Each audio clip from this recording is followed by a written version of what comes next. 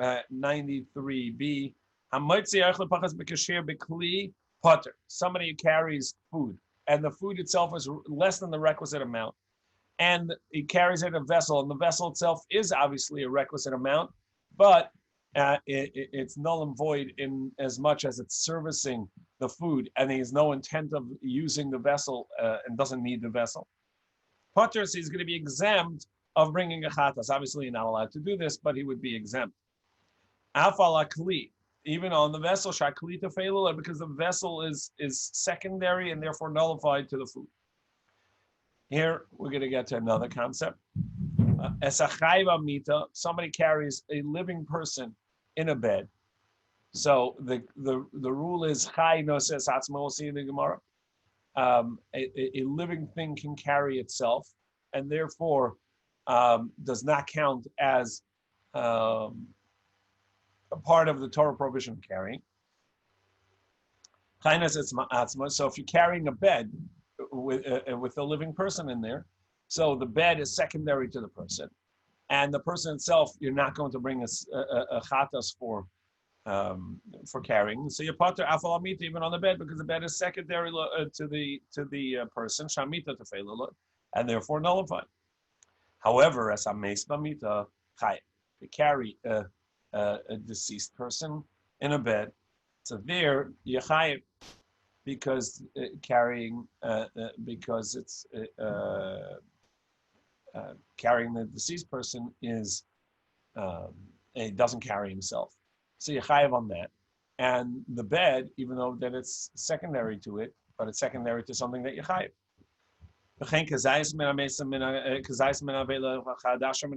And similarly, anything that's sufficient enough to cause tumah, like a kazayis of a deceased person, a kazayis of an avela, or a lentil size of a sheretz.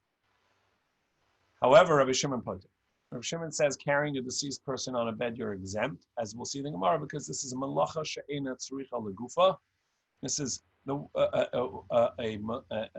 Shabbos prohibition that is not necessary for itself. You don't need it for itself, and we'll see the explanation in the Gemara. Tana Rabban. So the Brisa taught, somebody carries food at the requisite amount, so a fig size or larger, kregeres or larger. If it's in a vessel, so he's obligated for the food, but he's exempt for the vessel. And if the vessel is something that he actually needs at the destination as well, so he needs not only the food, but also the vessel. So, for instance, he's going to use it there for something else as well.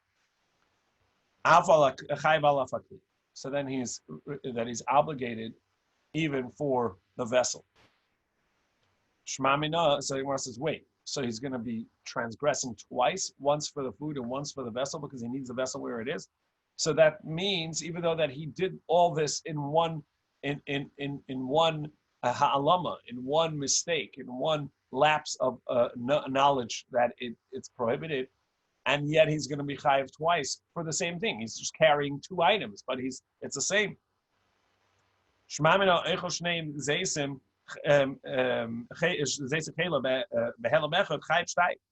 means if he eats chaylev, forbidden food, twice, having not realized that it's chaylev, not realized that it's prohibited food, he's going to then be transgressing twice. It's all one ha'alama.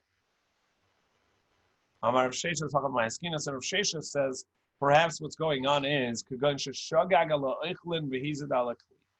he was mistaken about the food, and that's why it brings a chatas for that. But he knew it's prohibited to carry the vessel, and did so intentionally, and that's not a chatas offering. Chayv over there means that he's transgressed a capital crime. Maskif Larash Ashi. So Rav Ashi says no, that doesn't work in the text.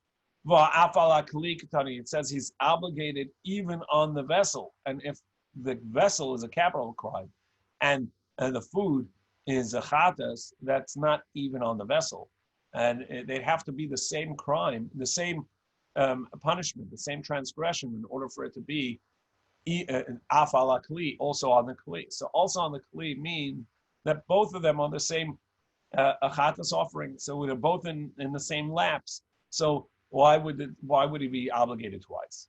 So obviously the Bryce itself is just trying to say that the vessel, if you intend for it, is not nullified to the food, and that there's also a chatas for that.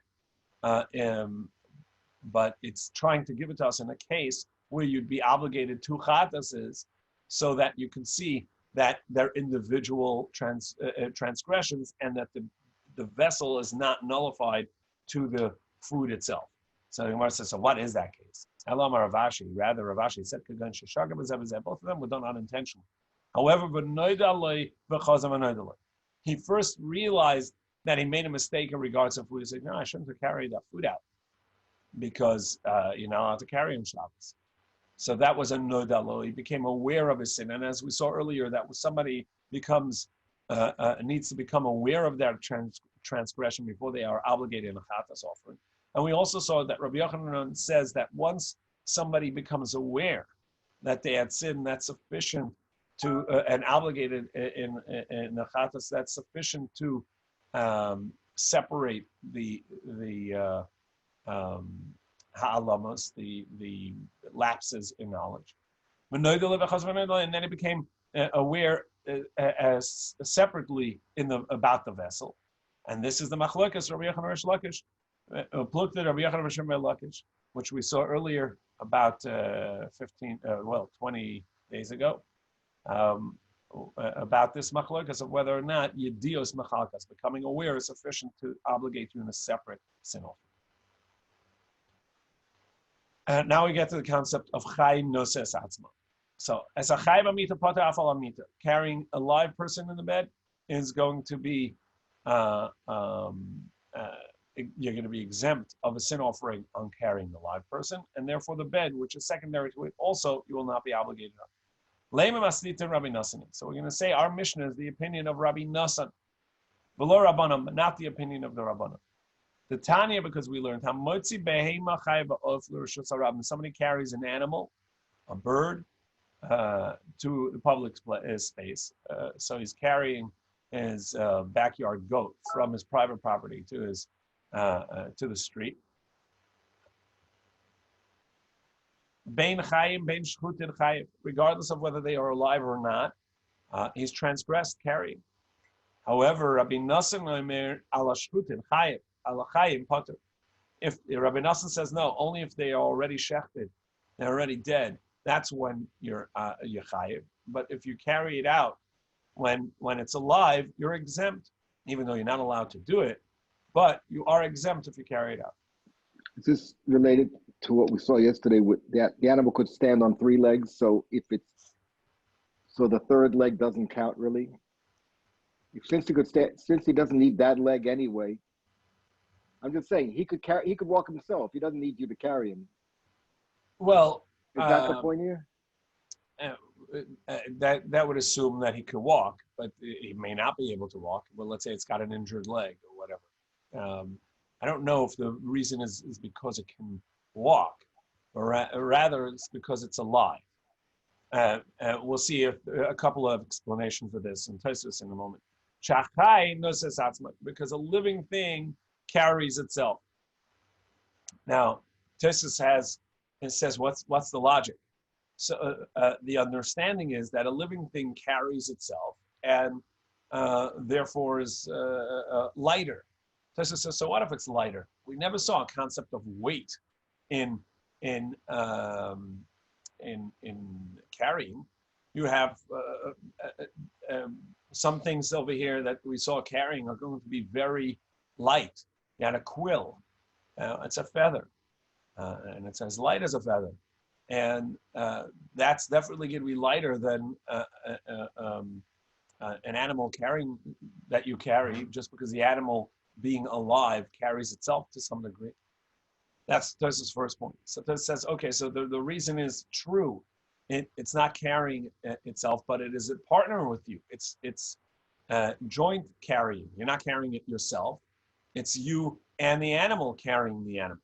So Tos says, yeah, but zeh yochel v'zeh no yochel. One person can do it himself. You're able to carry the animal itself.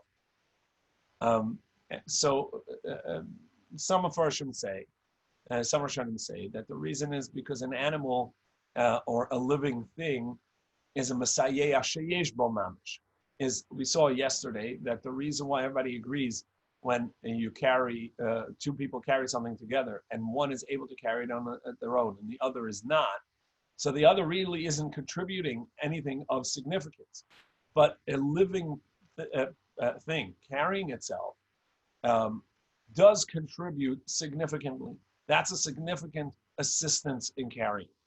Dead weight is harder to carry, and therefore the one who's being carried assists significantly. So Michael, that would relate to what you're saying, that it can hold itself up, meaning it is assisting in as much that it assists and has significance, significantly changes the way it's carried.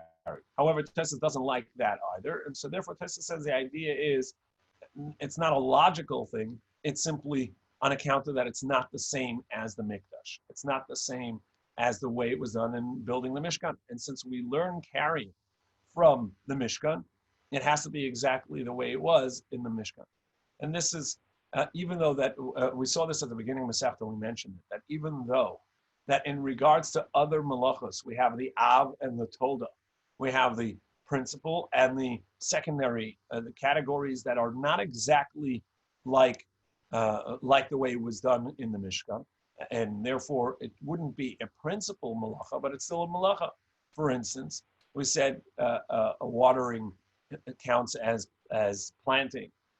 We've seen many toldos, something that is similar to but not exactly the same, and counts as a secondary in the principal category. So too over here. This should be not exactly the same, but within the principle.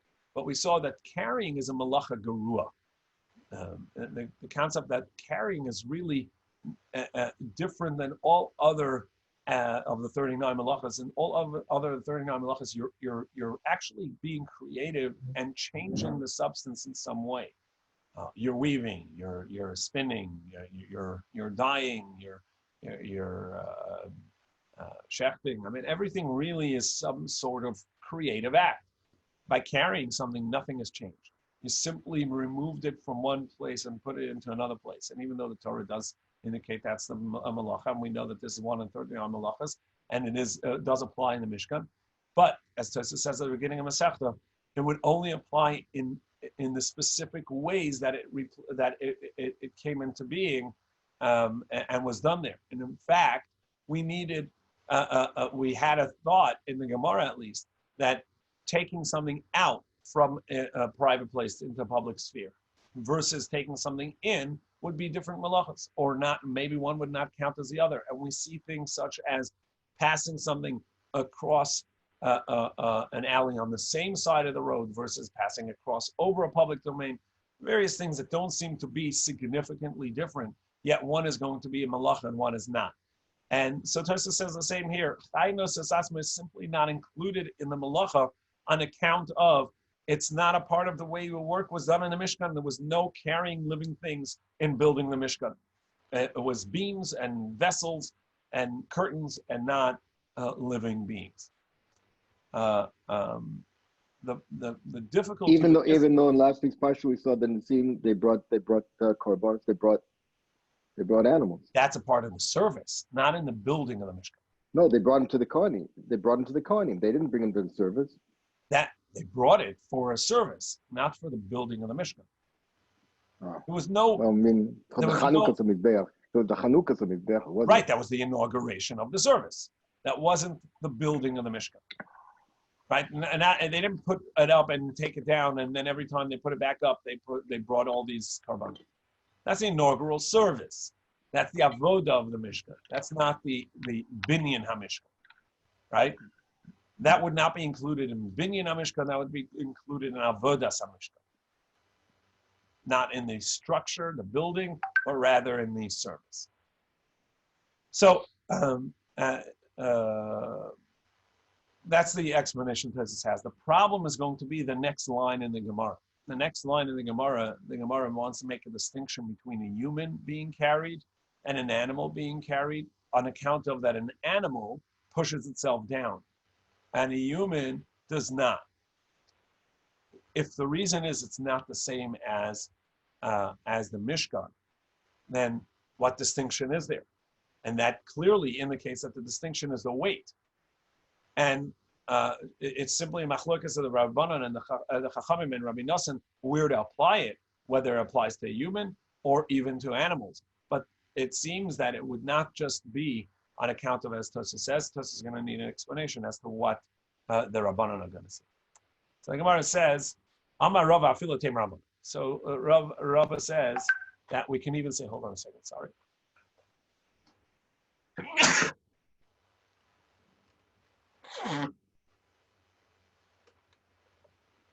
So Rava says that our Mishnah that says that the animal, that the living person in a bed you're going to be exempt for can even be the Rabban. Rabbi Nosson did say that Chaynos is satzma even by animals, but the Rabbanan would agree to the concept by humans. Because the Rabbanan are only disagreeing with Rabbi Nosson in regards to an animal and a bird. The Meshavati Nafshai, because they try to escape. And therefore, they're pushing down and their weight is heavy. Aval Adam Chai, but a living person, the Noses Atzma, that really wants to go along with it and so therefore carries itself. Now, even the Rabbanan agree, and so in this case, you don't have the distinction for Tues of just, you don't have the distinction of Tues just for that it's not the same as the Mishkan. We're going to have to say that it's something also that it carries itself somewhat, so it's contributing in a meaningful way, or that the fact that it's lighter. So Rav Ada bar Abba said to Rav, what about this? What we learned, this Ben Masera Matir Basus. Ben Masera allows to sell and lease your horses on Shabbos. Now the halacha is that you're not allowed to lease your animal to a non-Jew on Shabbos because they're going to work it on Shabbos, not on Shabbos, even before Shabbos, because they're going to work it on Shabbos. And your animals, the Torah says, also have to rest. And even to sell it where it's going to look like, and people are going to think you're leasing it, so it's going to look like you're leasing your animal on Shabbos. However, Ben Masera says you're allowed to do it on with a horse, on account of that. What do people use horses for? To have a human ride it. Well, since a human rides it, it's a chaynos esatzma, it carries himself. But Tanya and the Bryce explain that since the work that the non-Jew would do with the horse, in any case, is not a Torah prohibition; it's a Durabanan prohibition, and there wouldn't be a chatas offering even if the Jew himself did it, because chaynos esatzma, the living person, carries himself. And Rabbi Yochanan explained that Ben Masera agreed to Rabbi Nosson and are saying the same thing, that a human carries himself. Now, if the Rabbanan agree that humans carry themselves, and they only disagree that animals don't carry themselves, well, then it's only because animals try and jump out and release themselves. So my iri Ben Masera Rabbi Nosson. Why did they say that the Ben Masera follow the opinion of Rabbi Nosson? Even the Rabbanan agree. So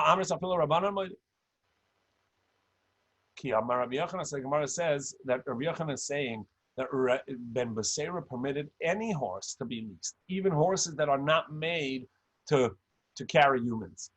That it's made to carry birds. Rashi and Tues explain that bird trappers would place birds, either, I'm not sure if it means dummies or live birds, but they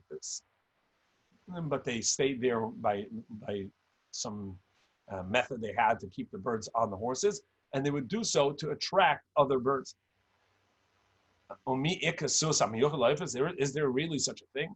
A horse dedicated to birds? In Ikka the Beviana, there is like this known place, Bevi Yadan, or this family, these trappers. Amar Rabbi Yochanan, Moeder Rabbi Nassan Bekafis. Rabbi Nassan agrees to the Rabbanan that if the animal is bound and therefore not free and to carry itself, so it is like dead weight, and there the chai is not nosis atzmo. It's not like it carries itself. Well, what about the Persian riders who, as a part of their armor, the horses also had armor, and therefore they're weighted down, or the armor themselves that they have, they're weighted down. And yet, Ben Beseira says you can sell these horses, meaning that these horses are not going to be considered carrying dead weight. It's carrying live weight, but these people are like they're bound. They're wearing this heavy armor, and the horses are wearing heavy armor. Hasam Ramas Ruchu the Nakatlu. The fact that they're wearing this heavy armor and they don't move, they're all still, is not that they're actually not able to walk in them, because we see that they can. Now, who Paradashka, the Ratach Malka Lameh, there was a soldier in the Persian army that was in trouble. The king was angry at him. But Rohit Lasa Parsi Bekari was able to, and he ran 3 parsa, a great distance by foot. So you see that they can run in their armor too. It's just that typically they don't, because it's heavy and because they're haughty, and so they make it like they need to be carried. But in reality, they could move. But animals that are totally tied up, Rabbi Nassan would agree, does not have the dead weight. So again, does not carry itself and is like dead weight. Again, we see that the discussion definitely is not universal, that since it's not the same as the Beis HaMikdash, as the building of the Mishkan, and therefore it's not a prohibition of carrying, because then it wouldn't make a difference of whether or not it's bound or not. It wouldn't make a difference whether or not it tries to get out. So we see that there's at least something else going on as well, and the explanation of the Rishonim that we're going to go with is that it assists in a meaningful way in its own carrying, and therefore the one carrying it does not transgress. But if they're trying to get out, so that's no assistance or abundance. And if they don't try to get out because they're tied, they're like dead weight, and it would not be carrying themselves. This practically is still prohibited, but it does have a practical application. If a child that can really hold themselves, walk on their own, is throwing a fit and sitting in the street, or is in a dangerous place, it's raining, whatever it may be, in such a case, since it's the Rabbanan, there are times that one is allowed to carry a child like that on their back home on Shabbat. As a mace b'mita chayiv v'chein kazayis minam. A dead person, a deceased person in a bed, that is going to be chayiv because they don't carry themselves. And Rabbi Shimon says you're exempt. What's the reason of Rabbi Shimon? Because this is kind of the concept that we've seen a few times, and we're going to elaborate a little bit here, and that is the concept of malacha she'ena tzaricha lagufa. You're doing the work just like anyone else, but you don't need this work. Rashi takes it over here to mean something astonishing, which is, I don't want I want the action and the result, but I wish it wouldn't be that way.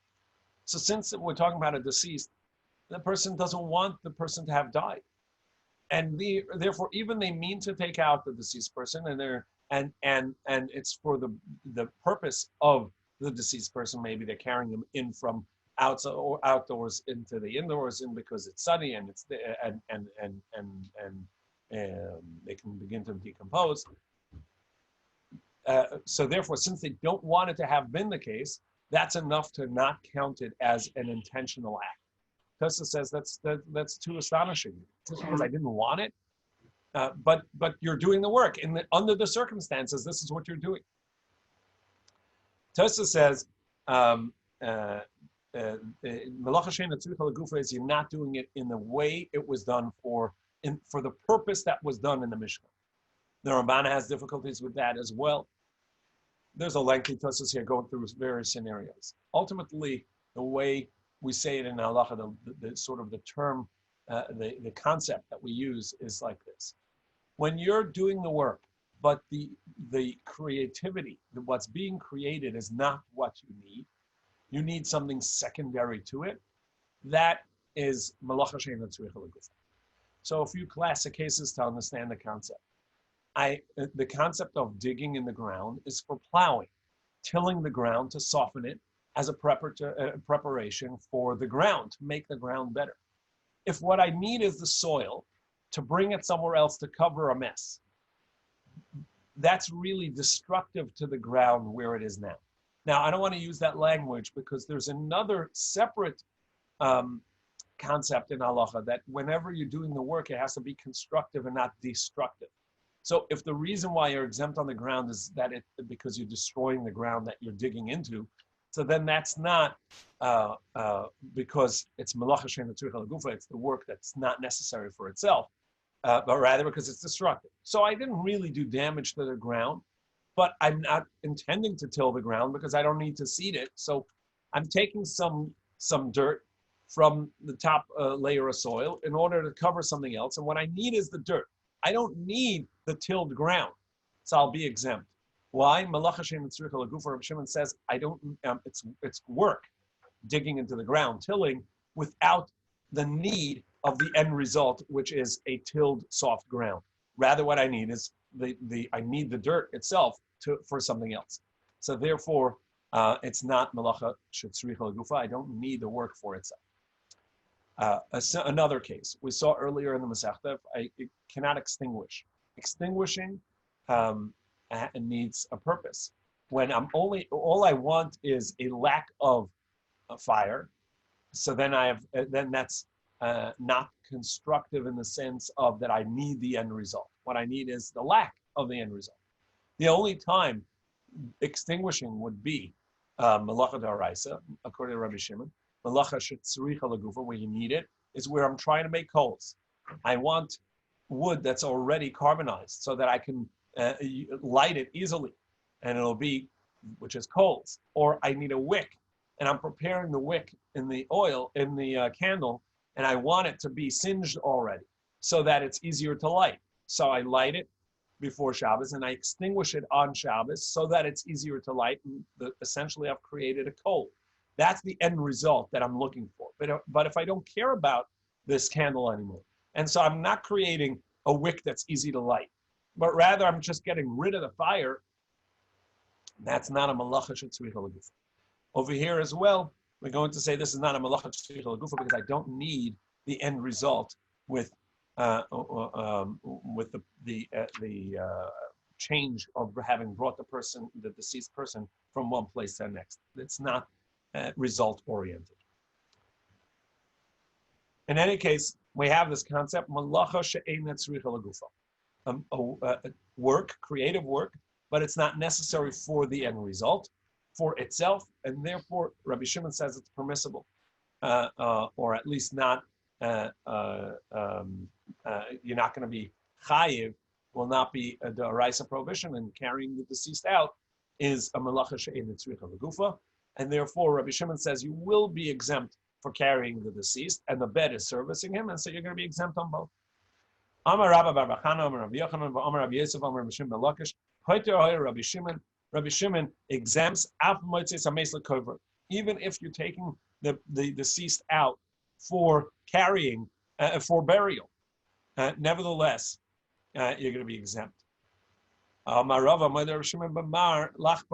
And similarly, if you're taking a shovel out to dig with it, the Sefer Torah likros both, and a Sefer Torah to read in it, the chayiv, in that case, you will be obligated. Gemara says, Pshita, of course. There you have intent. You need it for the service that you're taking it for. The Iha Nami, because if you're going to tell me that this also, it's considered Malacha Shein and Tzricha Lagufa, you're carrying it out, but not for its own intent. So then, so what is for its intent? Over here, I'm taking the shovel out to dig. That seems very much for its intent. So Gemara says, no. Maybe you're only obligated if you need the end result and it fixes the vessel, the thing you're carrying itself. A change has to happen to that which you carry. And therefore, it would only be if you need a shovel to dig with and the shovel is somewhat bent out of shape and you need to fix the edge of it in order to dig. So you're carrying it in order to fix it and in order, so it itself gets benefit and you intend to use it to dig. So therefore it benefits you and itself, and that's when you chai. By mar lasas leitas, a shovel that needs to be its edge sharpened or fixed, and also to dig with it. Sefer Torah or a Sefer Torah, you're carrying it out lahagia to fix a letter in there, and to read it. But that only then would carrying count. But if less than that, it wouldn't. Therefore, Rabbi needed to say no, that he would agree that if it's just for the a useful usage of that vessel, whether it's to read out of the Sefer Torah or to dig with the shovel, that counts that you're carrying it for itself, meaning for its own usage. But with a deceased person, you're not using it for anything. There's no benefit from it, the way Rashi says, or there is nothing being done with it. So therefore, it would not count as malacha shetzricha lagufa, and it would not count as a malacha in carrying a deceased person out. Hahu shechba dehava bedrukris. There was a deceased person in this place. Shar Rav Nachman Yitzchak lafuki lekarmelis. Rav Nachman Yitzchak permitted to carry it out to a public domain, to a karmelis, which is a rabbinic public domain. As we saw, it doesn't have all the requisite amount measurements, whether it's not the size of a reshus harabim, a d'oraisa public domain, or it doesn't service intercity, or it doesn't go from one end of the city to the other end of the city. It doesn't. Rashi told it has to service 600,000 people. So it's a karmelis. Amalei Rabbi Yochanan achud marberei deravna l'Rav Nachman Yitzchak. So Rabbi Yochanan, the brother of marberei deravna, said to Rabbi Nachman Yitzchak, "Come on, whose opinion is that? To Rabbi Shimon? And why are you blaming that on Rabbi Shimon? Name of the pata, Rabbi Shimon mechiv chatos. Rabbi Shimon just said when it's not a malacha shetzricha lagufa, even though that it's prohibited, it's rabbinically prohibited, and therefore you don't have to bring a sin offering, but it's still prohibited. Mechiv chatas is surah the rabbanan miyikah, but there is a rabbanan prohibition. Amalei. So Rav Nachman Yitzchak said back to him, "Lakim the eilis beit. If you were there, you would also carry it. But vafil Rabbi Yehuda dami and shari, and even Rabbi Yehuda would permit it. Not only Rabbi Shimon. Why? The Mika Amina l'Rishus HaRabbim, did I say to carry it into public domain? No, they carried it into Carmelis or into rabbinic domain. L'Carmelis Kamina, Godel Kovet Abrius, and when it's rabbinic, we saw earlier in the Masechta that when there's a rabbinic prohibition, but there's a dignity issue for a person in this place. This deceased person is out in a public place. You need to bring them in. Godel Kovet Abrius, as we saw, that the prohibition of the Torah of not going against the Chachamim, not to the obligation to listen to the words of the Chachamim, and the obligation to follow the prohibitions of the Darabanan is set aside for Kavod Abrius, for the dignity and honor of humans.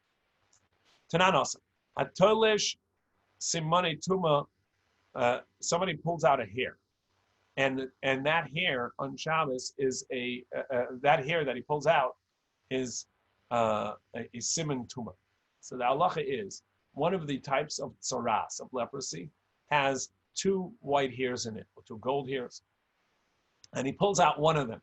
So somebody pulls out a tumah, or v'hakavi hamichve, Or another type of tsaras is that there's a healthy skin in the midst of the white, let's call it leprosy skin, the tsaras skin, and this person burns it in order to make an unhealthy skin there. Over Belisa, so it transgresses a prohibition. This the Torah says, "Yishama beneged tsaras." Be careful with the neged tsaras. You're not allowed to remove a nega. If somebody has a tsaras, they have to keep it. They're not allowed to remove it surgically, or pull out a hair even. And how much is pulling out? Itmer achas mishtayim chayiv. Even if it pulled out 1 out of 2, because by you change the status of the tsaras, because the minimum is 2 hairs, and you pulled 1 of them out, so you change the status. However, achas mishalosh, if you pulled out 1 out of 3, so when you remove the 1 out of 3, you're still left with 2, and so it's still tsaras. You didn't change the tsaras status. So Rav Nachman says still you're chayiv, and you've transgressed. Rav Sheshes says you have not transgressed. Rav Nachman says you did transgress, because even though there's still 2 left, but one of them can fall out on its own. And when you took the third one away at first, you now made it vulnerable that it can easily become a non-nega by losing a hair on its own. Because if one falls out, if another one falls out on its own, the tumah left. So you've now brought it down to 2, which is the brink of it invalidating itself, and therefore is a transgression. Rav Sheshes Tamapato. However, Rav Sheshes says no, you're exempt. Why? Because right now you still left the tumah, you still left 2 hairs. Amar Rav Sheshes Manami Nilo. So Rav Sheshes says I can prove this to you. The Tanam we learned in our mission it says v'chein kazayis min avela chayiv. If somebody carries 1 olive size of a deceased person or of an avela, then that's enough to cause tumah, and therefore they carried something significant in regards to tumah and transgress Shabbos, because they carried a matter of substance. But if you carried a half an olive size of a deceased person, they will not be chayiv. They will be exempt. But we have a brisa that says that even if you carried half a zayis, you're obligated. So what's the distinction? My love, so the first case must be talking about where you carried half an olive size from an olive size. So by taking the half out, you've significantly changed the tumah in the previous place, and therefore by removing half, and therefore you're obligated, because this is a matter of substance of significance. And this it says that you're exempt. The you carried from a half olive size, but left a full olive behind, and therefore, since there's a full olive size behind, the half olive that you carried is of no significance. Rav Nachman says no. Both of those would be obligated. This it says that you exempt is where you left significantly more than the minimum, and therefore we're not concerned that you've now changed the status of the previous place, because there's enough there that even if some of it disintegrated and some of it was taken away, there's still more left to keep the tumah there. So you haven't really significantly changed anything. You took a half olive size from a larger deceased source of tumah. The next mission is going to talk about abnormal ways of geziza. We know that one of the malachas mentioned is gozes, shearing, removing hair from sheep. Now we're going to have over here removing hair or nails from a human, and those would also be gozes. And as Tosis points out, that's only according to Rabbi Yehuda. According to Rabbi Shimon, this would not be a Torah prohibition. Why? Because it's malacha she'eina tzricha lagufa. I don't need, when I comb out my hair or pluck out a hair, I don't need that hair. I'm not going to weave it and make thread out of it. When somebody pulls off their nail, cuts their nail, they don't actually need the nail for any substance. They're going to toss it. So it's a malacha she'eina tzricha legufa. Again, I'm doing the work of cutting the nail, but I don't need the end result. I don't need the nail. And nevertheless, according to Rabbi Yehuda, that would be prohibited. According to Rabbi Shimon, that would be a Torah prohibition. According to Rabbi Shimon, it's a rabbinic prohibition. However, if I did it in an abnormal way, that itself would be take it out of a Torah prohibition, even according to Rabbi Yehuda, and make it rabbinic. What's the case? That he uses his finger to rip off one nail to rip off the other nail, or b'shino, or he bites his nails. Similarly, in his hair, he bites his hair to cut it, or rips his hair to cut it off, or pulls out a hair. Or his mustache, his beard. Also somebody who braids the hair. And there you actually need the end result. You're braiding because you want the braid. So that could be a Torah prohibition, even according to Rabbi Shimon. Also somebody puts on makeup. Which is unclear exactly what it is. Rashi in Moed Katan says it's somebody that makes a part in the hair, and they need it to be exact, and they separate the hair and keep it smooth in that way. Over here, Rashi has two different interpretations. Could be that they do a waxing in order to make their cheeks red. It was a form of makeup, or combing hair out.